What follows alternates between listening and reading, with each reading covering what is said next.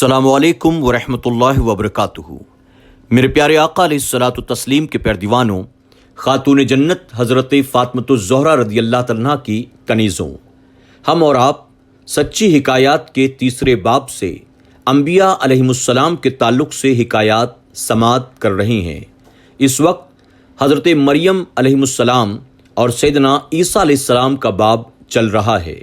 آئیے سچی حکایات کے درس نمبر 43 ایپیسوڈ نمبر 43 میں ہم آج کچھ نئی حکایات سماعت کرتے ہیں۔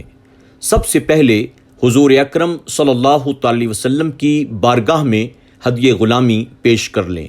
پڑھیں الصلاۃ والسلام علیک یا رسول اللہ، الصلاۃ والسلام علیک یا حبیب اللہ، الصلاۃ والسلام علیک یا نبی اللہ وعلی آلک واصحابک یا نور اللہ صلی اللہ تعالی علیہ وسلم۔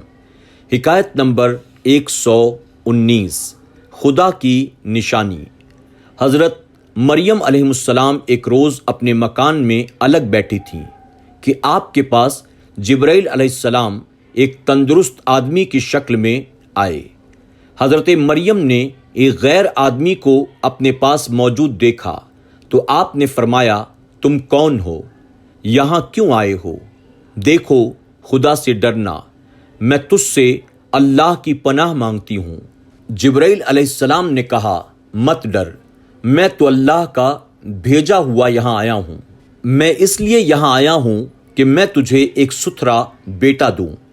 حضرت مریم بولی، بیٹا میرے یہاں کیسے ہوگا جبکہ میں ابھی بیاہی ہی نہیں گئی، کسی آدمی نے مجھے ہاتھ بھی نہیں لگایا اور میں کوئی بدکار عورت بھی نہیں ہوں۔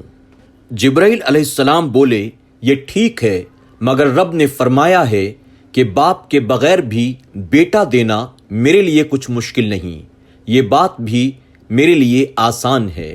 ہم یہ چاہتے ہیں کہ تمہارے یہاں بغیر باپ کے بیٹا پیدا کر کے اپنی رحمت کا اور لوگوں کے لیے نشانی کا مظاہرہ کروں، یہ کام ہو کر ہی رہے گا۔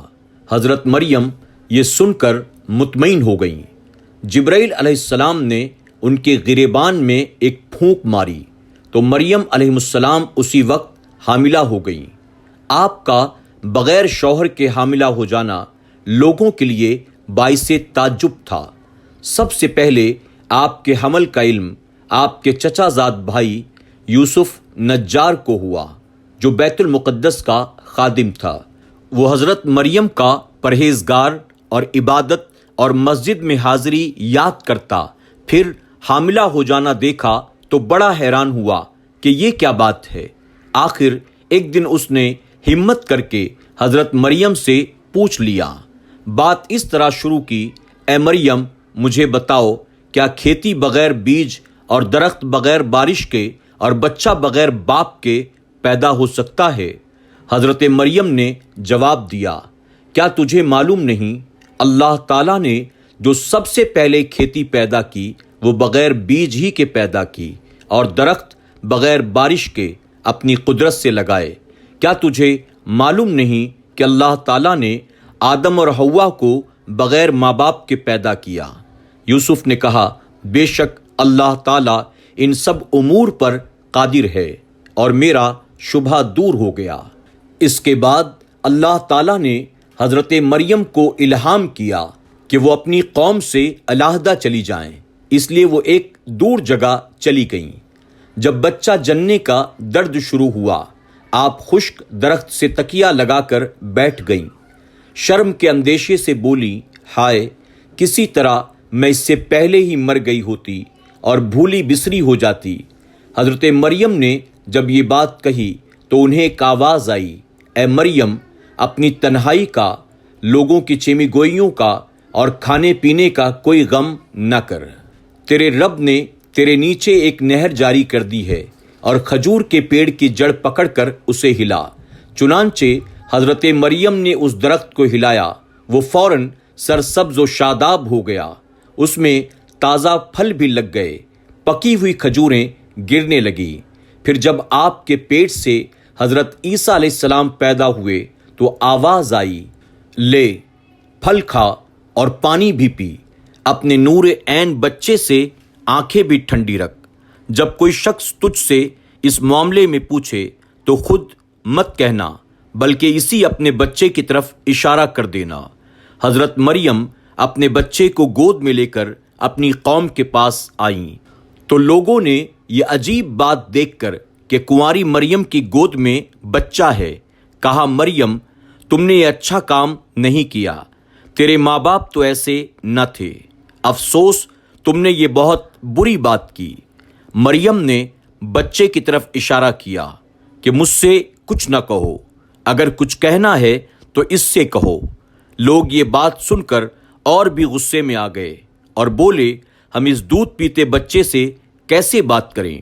حضرت عیسیٰ علیہ السلام نے دودھ پینا چھوڑ دیا، اپنے بائیں ہاتھ پر ٹیک لگا کر قوم کی طرف مخاطب ہو کر فرمایا، سنو، میں اللہ کا بندہ ہوں، اللہ نے مجھے کتاب دی ہے اور نبی بنایا ہے، مبارک کیا ہے، چاہے میں کہیں بھی ہوں۔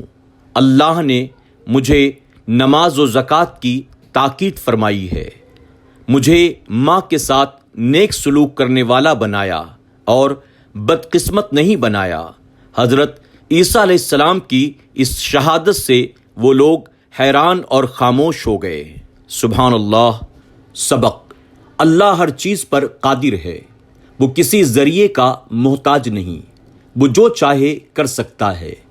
اسباب کا فائل جاننا یا بغیر ان کے خدا کو عاجز ماننا سراسر جہالت و کفر اور حماقت ہے۔ یہ بھی معلوم ہوا کہ نورانی مخلوق بشریت کا لباس اوڑھ کر آ جائے تو بھی وہ ہماری طرح بشر نہیں ہوتی۔ جیسا کہ جبرائیل علیہ السلام جو نورانی تھے ایک تندرست آدمی کی شکل میں آئے، مگر وہ ہماری طرح بشر نہ تھے اور نہ ہیں، نور ہی تھے، نور ہی ہیں۔ اسی طرح محمد مصطفیٰ صلی اللہ علیہ وسلم جو سب نوروں کے نور کا چشمہ ہیں، ہمارے پاس لباس بشریت میں تشریف لائے تو اس لباس بشریت کو اوڑھ لینے سے آپ ہماری مثل بشر ہرگز نہ تھے اور نہ ہیں، بلکہ آپ نور ہی ہیں، نور ہی تھے اور نور ہی رہیں گے۔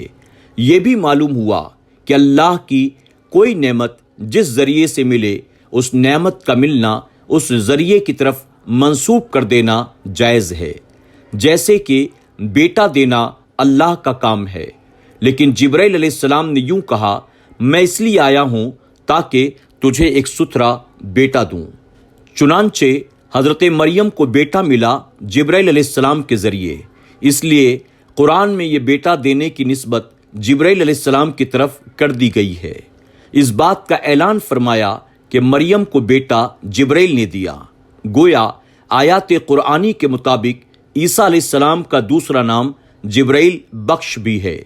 اسی وجہ سے کسی اللہ والے کی دعا کی برکت سے اگر کوئی کام ہو جائے یا پیر و مرشد کی دعا سے اللہ بیٹا دے، ہم کہہ سکتے ہیں کہ یہ بچہ پیر نے دیا، یا اس کا نام پیر بخش بھی رکھ سکتے ہیں۔